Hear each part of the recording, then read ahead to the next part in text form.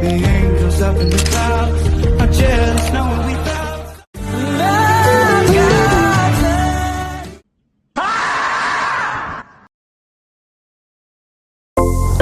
Yang pertama, neraca menampilkan posisi keuangan perusahaan pada tanggal tertentu dengan prinsip aset, kewajiban ditambah ekuitas, mencerminkan sumber daya, klaim kreditur, dan hak pemilik. Komponen aset meliputi aset lancar yang terdiri dari kas piutang usaha kurang lebih 1 tahun, dan aset tidak lancar terdiri dari properti peralatan dan investasi jangka panjang. Kewajiban terdiri dari lancar yang terdiri dari utang dagang dan pajak terhutang, dan jangka panjang terdiri dari obligasi dan hipotek. Ekuitas mencakup modal saham, tambahan modal, dan laba ditahan yang menunjukkan kekayaan bersih pemilik. Neraca digunakan untuk menghitung rasio likuiditas atau current ratio sama dengan aset lancar dibagi kewajiban lancar, dan solvabilitas yang terdiri dari sama dengan total kewajiban atau ekuitas. Yang kedua, laporan laba rugi. Laporan laba rugi mengukur keberhasilan profesional selama periode akuntansi melalui struktur pendapatan ekonomi biaya sama dengan laba dibagi rugi bersih. Pendapatan adalah penjualan bersih setelah dikurangi retro, diskon, dan potongan penjualan. Biaya mencakup HPP atau harga pokok penjualan, beban operasi yang terdiri dari gaji, depresiasi, dan pemasaran, dan beban non-operasi yang terdiri dari bunga, kerugian investasi. Laba bersih setelah pajak menjadi input ekuitas di neraca untuk menilai probabilitas. Nah, laporan ini mengevaluasi margin laba kotor, terdiri dari pendapatan dikurang HPP atau pendapatan dan ROA atau laba bersih dibagi total aset untuk mengubah efisiensi operasional.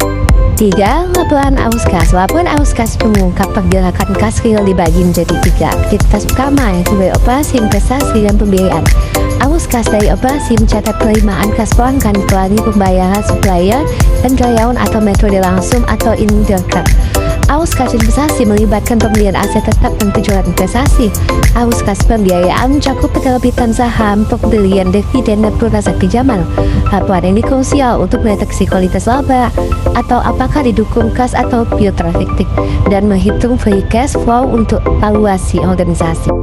Ketiga, laporan beban ekuitas. Laporan beban ekuitas ini menjelaskan fluktuasi ekuitas dari saldo awal ke akhir periode akuntansi. Nah, komponen utama meliputi saldo awal ekuitas ditambah laba dibagi rugi prinsip periode berjalan, dikurang dividen diwagikan, plus penambahan modal di sektor ditambah dikurang penyesuaian lain atau evaluasi aset gain atau loss equity. Nah, saldo akhir harus sesuai dengan ekuitas di neraca. Laporan ini menunjukkan bagaimana manajemen mengelola dividen PS investasi untuk pertumbuhan jangka panjang. Lalu yang terakhir termasuk dari bagian dari neraca, yakni evaluasi kinerja akuntansi.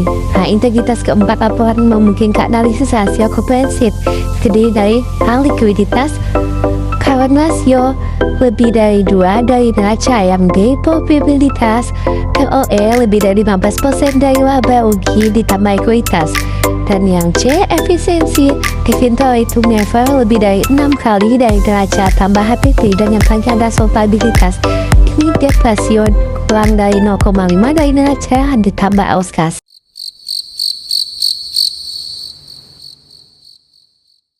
Yang kedua itu menghubungkan informasi laporan keuangan dengan sistem informasi organisasi. Yang pertama itu A. Konsep dasar sistem informasi organisasi. Dalam organisasi modern, sistem informasi memegang peranan penting dalam mengelola data dan menghasilkan informasi yang dibutuhkan oleh manajemen. Sistem informasi organisasi adalah suatu sistem yang dirancang untuk mengumpulkan, mencatat, menyimpan, dan mengelola data menjadi informasi yang berguna dalam proses pengambilan keputusan.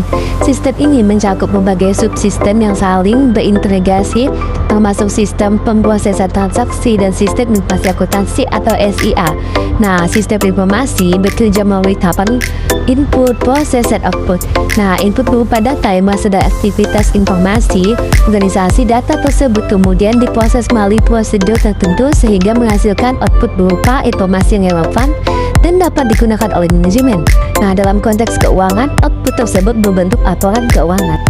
Lalu B. Sistem informasi akuntansi sebagai pengolah data keuangan. Nah, sistem informasi akuntansi atau SIA merupakan bagian dari sistem informasi organisasi yang secara khusus menangani data keuangan. SIA ini berfungsi untuk mencatat transaksi, mengklasifikasikan data, serta menyajikannya dalam bentuk laporan yang sesuai dengan standar akuntansi. Nah, sistem ini memastikan bahwa seluruh transaksi yang terjadi dalam organisasi dicatat secara sistematis dan akurat. Setiap aktivitas bisnis seperti penjualan, pembelian, bayaran gaji, dan transaksi lainnya akan menghasilkan dokumen sumber sebagai bukti terjadinya transaksi. Nah, dokumen tersebut menjadi dasar pencatatan dalam sistem. Nah, data yang telah dicatat kemudian diproses melalui tahapan akuntansi, mulai dari pencatatan dalam jurnal, pemindahan ke dalam buku besar, penyusunan neraca saldo, hingga penyusunan laporan keuangan. Dengan demikian, SIA berfungsi sebagai mekanisme penghubung antara aktivitas operasional dan laporan keuangan. C. Proses terbentuknya laporan keuangan dalam sistem informasi. Nah, laporan keuangan merupakan hasil akhir dari proses pengolahan data transaksi dalam sistem informasi organisasi. Nah, proses ini dimulai dari pencatatan transaksi seperti input. Selanjutnya, sistem melakukan pengelompokan akun sesuai dengan jenisnya seperti aset, kewajiban, ekuitas, pendapatan, dan beban. Setelah proses klasifikasi dan peringkasan dilakukan, sistem menghasilkan laporan keuangan yang terdiri dari yang pertama itu neraca yang menunjukkan posisi keuangan pada tanggal tertentu. Kedua, laporan laba rugi yang menunjukkan hasil usaha dalam suatu periode.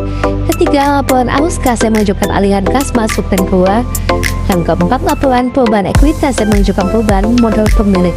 Nah, dalam sistem berkomputerisasi dan terintegrasi, setiap transaksi yang dimasukkan akan secara otomatis mempengaruhi akun terkait. Nah, hal ini memungkinkan laporan keuangan disajikan secara tepat waktu dan akurat. Dan yang terakhir deh, hubungan antara sistem informasi dan laporan keuangan. Hubungan antara sistem informasi organisasi dan laporan keuangan bersifat langsung dan saling berkaitan. Nah, laporan keuangan merupakan output sistem, sedangkan sistem informasi merupakan sarana yang mengolah data transaksi menjadi informasi yang bermakna. Tanpa sistem informasi yang terstruktur, laporan keuangan tidak dapat disusun secara efektif dan akurat. Nah, kualitas laporan keuangan sangat dipengaruhi oleh kualitas sistem yang digunakan. Nah, sistem yang terintegrasi dengan baik akan menghasilkan informasi yang relevan Anda pada waktu. Sebaliknya, sistem yang lemah dapat menyebabkan kesalahan pencatatan dan tidak sesuai informasi. Oleh karena itu, sistem informasi organisasi tidak hanya berfungsi sebagai alat pencatatan transaksi, tetapi juga sebagai pendukung utama dalam menghasilkan laporan keuangan yang berkualitas dan dalam mendukung pengambilan keputusan manajerial.